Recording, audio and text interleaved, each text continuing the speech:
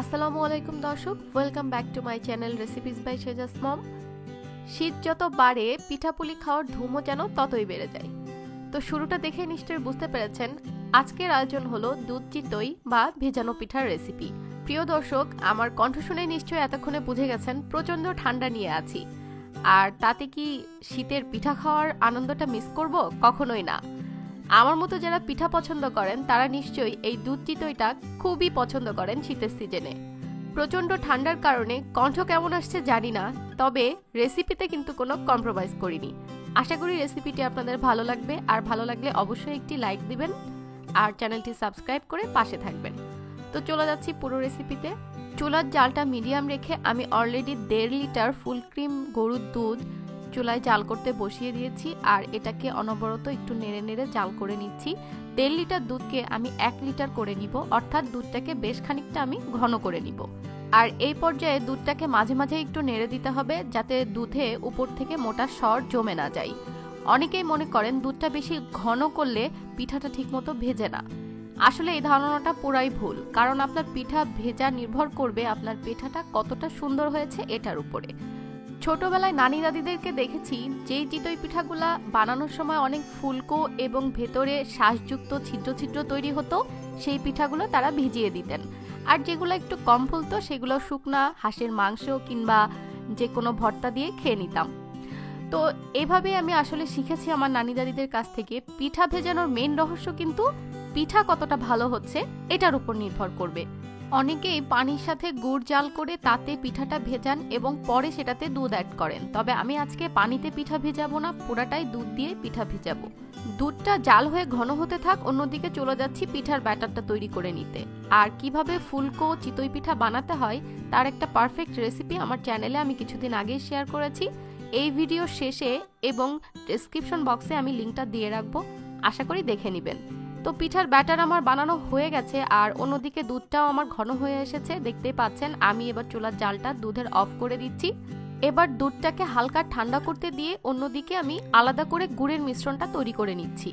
1.5 KG দুধের জন্য আমি 1.5 কাপ পরিমাণ পাটালি খেজুরের গুড় ব্যবহার করেছি, এবং এই গুড়টা মেল্ট হওয়ার জন্য সামান্য একটু পানি এখানে অ্যাড করব। এতে করে গুড়টা খুব সুন্দরভাবে মেল্ট হয়ে যাবে। তো পানিটা আমি খুব বেশি পরিমাণে দিচ্ছি না, এখানে আমি প্রায় 1 কাপ পরিমাণ পানি ব্যবহার করেছি। তো গুড়টা মেল্ট হতে হতে পানিটা আরো গাঢ় হয়ে আসবে। অনেক সময় দেখা যায় গুড়টা খুব একটা ভালো না হলে সেক্ষেত্রে দুধে যদি আপনি গুড় দিয়ে জাল করেন দুধটা অনেক সময় ফেটে যায়। তো এই জন্যই গুড়টা আলাদা করে প্রসেস করা, এবং দুধ আর গুড় হালকা ঠান্ডা হয়ে আসলে মানে কুসুম গরম অবস্থায় আসলে তারপরে এই দুটোকে একসাথে মিক্সড করব। তো গুড়টা আমার মেল্ট হয়ে গেছে, এবার আমি হালকা একটু পানিটা টেনে নিচ্ছি। চুলার জালটা এই পর্যায়েও আমার মিডিয়াম আছে। মিষ্টিটা চাইলে আপনারা পছন্দ মতো অ্যাডজাস্ট করে কমিয়ে বা বাড়িয়ে নিতে পারবেন। তবে শুকনো চিতই পিঠাটা বানানোর সময় যেহেতু কোনো মিষ্টি ব্যবহার করা হয়নি, তাই আপনি এই দুধ চিতইয়ে যতটুকু মিষ্টি চাচ্ছেন তো তার থেকে একটু বেশি পরিমাণ মিষ্টি এই রসে ব্যবহার করবেন। তো গুড়টা আমার মেল্ট হয়ে গেছে, এবার এটার জাল অফ করে হালকা ঠান্ডা হতে দিয়ে চলে যাচ্ছি পিঠাটা তৈরি করে নিতে। পিঠার ছাঁচ কিন্তু আমার একেবারেই রেডি। আমি মাটির পাত্রে পিঠা তৈরি করেছি, আর এর লিঙ্কটা কিন্তু আমি ডেসক্রিপশন বক্সে দিয়ে রাখবো।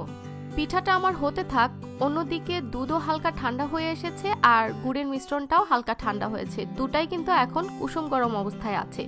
তো এরকম কুসুম গরম অবস্থায় আমি দুধ আর গুড়টাকে একসাথে মিলিয়ে নিচ্ছি। একেবারে ফুটন্ত অবস্থায় দুধ আর গুড়ের মিশ্রণটাকে না মিলিয়ে যদি এভাবে হালকা কুসুম গরম অবস্থায় মিলিয়ে নেন তাহলে আর দুধটা ছানা কেটে যাওয়ার কোনো সম্ভাবনা থাকবে না। আপনারা যদি এই রসে নারিকেল ব্যবহার করতে চান সেক্ষেত্রে দুধটা ফুটানোর সময় নারিকেল কোরানো পছন্দ মতো অ্যাড করে দিতে পারেন। আচ্ছা, এই পিঠা ভেজানোর আরেকটা টিপস হলো আপনার দুধ এবং গুড়ের যে রসটা তৈরি করা হয়েছে এটা গরম থাকতে হবে, এবং আপনার পিঠাটাও গরম অবস্থাতেই ওই গরম দুধের মিশ্রণে ছাড়তে হবে। কোনোভাবেই কিন্তু ঠান্ডা পিঠা বা ঠান্ডা রসে ছাড়া যাবে না। তো এইভাবে করে আমি একটা একটা করে পিঠা তুলে নিচ্ছি। দেখতে পাচ্ছেন আমার পিঠাটা কি সুন্দর জালি জালি তৈরি হয়েছে, আর একটা একটা করে এই ঘন দুধের রসে ছেড়ে দিচ্ছি। তো প্রতিটা পিঠাই কিন্তু আপনাকে বানানোর সাথে সাথে এভাবে গরম দুধে ছেড়ে দিতে হবে, আর ঢাকনাটা দিয়ে ঢেকে রাখতে হবে যাতে এই দুধের রসটা ঠান্ডা না হয়ে যায়। তো একের পর এক আমি এভাবে পর্যাপ্ত পরিমাণ পিঠা এই রসে ছেড়ে দিয়েছি, আর অবশ্যই আপনাকে কিছুটা রস থাকা অবস্থাতেই পিঠা দেওয়া বন্ধ করে দিতে হবে এবং পিঠাগুলা এইভাবে হালকা করে ডুবিয়ে দিতে হবে। কারণ এই পিঠাগুলা কিন্তু রস টেনে অনেকটাই ফুলে যাবে। এবার ঢাকনা দিয়ে পিঠাটা ভিজতে দিতে হবে কমপক্ষে 5 থেকে 6 ঘন্টার জন্য। খুব ভালো হয় যদি সারা রাত পিঠাটাকে ভিজতে দেওয়া হয়। আমি এটাকে রাতে ভিজিয়ে রেখেছিলাম, সকালে আমার পিঠাটাকে আমি পরিবেশন করে নিয়েছি। আর দেখতেই পাচ্ছেন পিঠাগুলো ফুলে কত বড় বড় হয়েছে এবং এটা কত সুন্দর করে ভিজেছে। আর দেখে নিশ্চয়ই বলার কিছু নাই, আপনারা নিজেরাই বুঝে নিতে পারছেন এটা রসে কতটা টইটুম্বুর। আর আমার পিঠাগুলা কিন্তু অলরেডি ভেঙে গেছে, কারণ দেখতেই পাচ্ছেন এটা কত সুন্দর সফটলি ভিজেছে। তো আমি একটা কেটে দেখিয়ে দিচ্ছি, দেখতেই পাচ্ছেন ভেতরের শ্বাসগুলাও কিন্তু খুবই ভালো মতো দেখা যাচ্ছে। এইরকম ছিদ্র ছিদ্র শ্বাসযুক্ত পিঠার রেসিপির লিংক কিন্তু এই ভিডিওর ইন্ডি স্ক্রিনে এবং ডেসক্রিপশন বক্সে দেওয়া থাকবে। আর সৌন্দর্য বাড়ানোর জন্য আমি উপর থেকে কিছু পেস্তা বাদাম কুচি ছিটিয়ে পিঠাটা পরিবেশন করেছি। রেসিপিটি কেমন লাগলো অবশ্যই কমেন্ট করে জানাবেন। আজকে এখানেই বিদায় নিচ্ছি, ভালো থাকবেন সবাই, আল্লাহ হাফেজ।